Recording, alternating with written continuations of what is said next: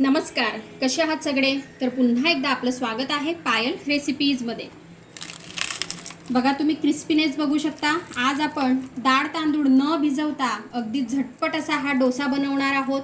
हा डोसा कसा बनवायचा, चला आपण पटकन वेळ न घालवता बघूया. सगळ्यात आधी आपल्याला इथे लागणार आहे तांदूळ. तर इथे मी रेशनिंगचा तांदूळ घेतलेला आहे, तुम्ही कुठलाही घेतला तरी चालेल. इथे हा मी 250 ग्रॅम एवढा घेतलेला आहे. हा आपण एका बाउलमध्ये काढून घेऊ. त्याचबरोबर मी इथे 1/4 कप उडदाची डाळ घेतलेली आहे, म्हणजेच 60 ग्रॅम एवढी. ही पण आपण यामध्येच टाकून घेऊया. त्याचबरोबर आपल्याला यामध्ये 1/4 कप मुगाची डाळ टाकायची आहे.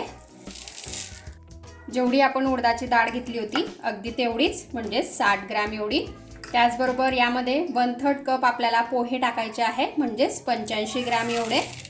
आता हे सर्व आपल्याला छान असं 2-3 पाण्याने धुवून घ्यायचं आहे.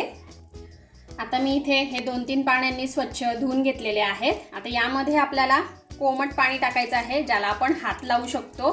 खूप गरम पाणी आपल्याला यामध्ये टाकायचं नाही आहे, अगदी कोमट टाकायचं आहे. आणि जवळपास 15 ते 20 मिनिटासाठी आपल्याला हे असंच ठेवून द्यायचं आहे, म्हणजे डाळ तांदूळ सर्व छान असं भिजतील.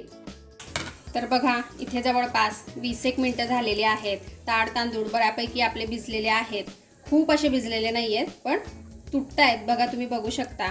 तर 20 मिनिटामध्ये अशा प्रकारे आपला डाळ तांदूळ हा छान असा भिजतो कोमट पाण्यामध्ये. तुमच्याकडे जर का जास्त वेळ असेल तर तुम्ही अर्धा पाऊण तास याला ठेवू शकता. आता हे आपल्याला छान असं दळून घ्यायचं आहे मिक्सरच्या भांड्यात टाकून. इथे मी सर्व डाळी आणि तांदूळ छान असं बारीक करून घेतलेला आहे. थोडीशी डाळ आपली शिल्लक आहे, यामध्ये आपल्याला 1-1.5 चमचा साखर टाकून घ्यायची आहे, म्हणजे आपल्या डोशाला छान असा कलर येतो. तर बघा, इथे मी हे सर्व छान असं बारीक करून घेतलेलं आहे. बारीक करताना अगदी थोडं 2-2 चमचे एवढं पाणी मी दळताना एका बॅचला टाकलेलं आहे. अगदी मऊसूत आणि छान असं स्मूथ आपल्याला हे बॅटर करून घ्यायचं आहे. तर हे अगदी रेडी आहे. तुम्हाला जर का आंबटपणा यामध्ये हवा असेल, जसं आपण फर्मेंटेशन झाल्यानंतर आंबट लागतं बॅटर, तर यामध्ये आपण निंबूसुद्धा टाकू शकतो किंवा थोडंसं दहीसुद्धा टाकू शकतो जेव्हा आपण बॅटर बारीक करतो तेव्हा.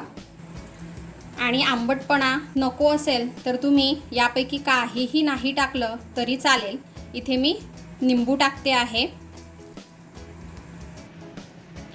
आणि आजची जी आपली रेसिपी आहे ती अगदी झटपट तयार होणारी आहे. थोडा वेळ फक्त आपल्याला डाळ तांदूळ भिजायला द्यायचा आहे. रात्रभर किंवा मग एक दिवस आपल्याला अशा प्रकारे डोसा बनवायला लागतो. तर तो वेळ न घालवता आपण अगदी तासाभरामध्ये म्हणू शकतो की तासाभरामध्ये 15 मिनिटं भिजायला किंवा मग नंतर बनवायला पूर्ण तासभर जरी म्हटलं तरी आपल्याला तासाभरात अशा प्रकारे डोसे आपण बनवू शकतो. तर तुम्हालाही जर का झटपट डोसे खायचे असतील तर अशा प्रकारे डोसे घरी बनवून बघा, खूप छान होतात.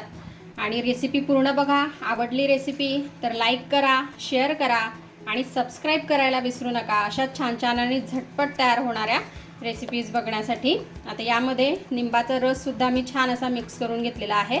अगदी 5 मिनिटासाठी आपण हे बाजूला ठेवूया, यापेक्षा जास्त वेळ आपल्याला इथे आता लागणार नाही आहे. इथे 5 मिनिटं झालेले आहेत. आपलं बॅटर जे आहे हे छान असं झालेलं आहे, तुम्ही बघू शकता.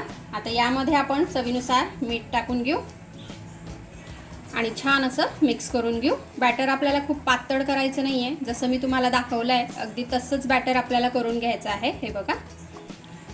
आणि तुम्हाला जर का वेगवेगळ्या प्रकारच्या डोस्याच्या रेसिपीज बघायच्या असतील, रव्याचा झटपट होणारा डोसा किंवा मग डाळ तांदळाचा डोसा, फर्मेंटेशनवाला डोसा, तर असे भरपूर सारे डोशांचे प्रकार मी याआधी टाकलेले आहेत.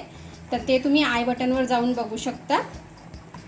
इथे मी तव्यावर अगदी थोडंसं तेल टाकून घेतलेलं आहे. हे आपण छान असं पसरवून घेऊ आणि तवा छान असा गरम करून घेऊ. तवा इथे छान असा गरम झालेला आहे. आता आपल्याला गॅसची जी फ्लेम आहे ती लो करून घ्यायची आहे आणि लो फ्लेमवरती आता आपल्याला हे जे बॅटर आहे हे तव्यावरती टाकायचं आहे.